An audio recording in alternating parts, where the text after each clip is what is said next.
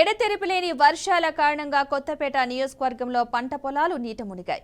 దీంతో వరి చేలు చెరువులను తలపిస్తున్నాయి. పంట బోధల ద్వారా నీరు లాగే పరిస్థితి లేకపోవడంతో 2 రోజులుగా నీటిలో తడిసి కుళ్లిపోతున్న వరి మొక్కలను, వాణిజ్య పంటలైన కంద, అరటి, కూరగాయల పంటలను వర్షపు నీరు ముంచెత్తాయి.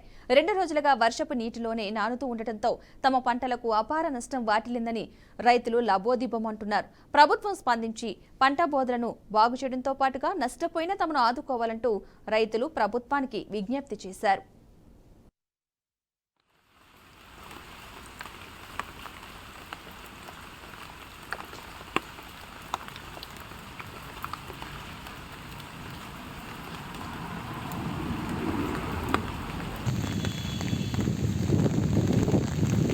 మాది యాత్రిపురం మండలం అంబేద్కర్ కోనసీమ జిల్లా సార్.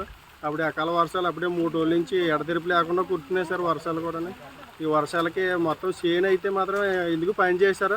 ఆకు అయితే మళ్ళీ ఊడ్చుకుంటా కూడా మళ్ళీ ఒకవేళ లాగినా ఊడ్చుకుంటా కూడా ఆకు అయితే లేదండి.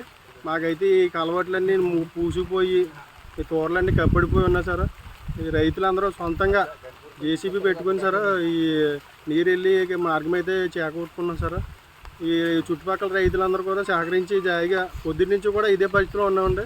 అప్పుడే 3 రోజుల నుంచి తిరుగుతున్నా మాకేం తోసిన పరిస్థితుల్లో ఇలాగ TV9 ద్వారా లేకపోతే ఇంకో ఛానల్ ద్వారా మాది యాత్రిపురం మండలం అంబేద్కర్ కోనసీమ జిల్లా సార్.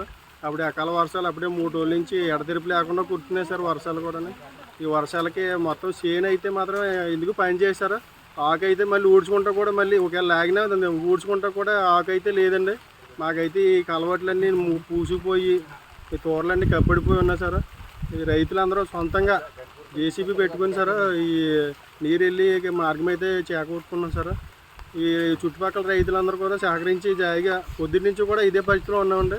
అప్పుడే 3 రోజుల నుంచి తిరుగుతున్నా మాకేం తోసిన పరిస్థితుల్లో ఇలాగ TV9 ద్వారా లేకపోతే ఇంకో ఛానల్ ద్వారా BRK ఛానల్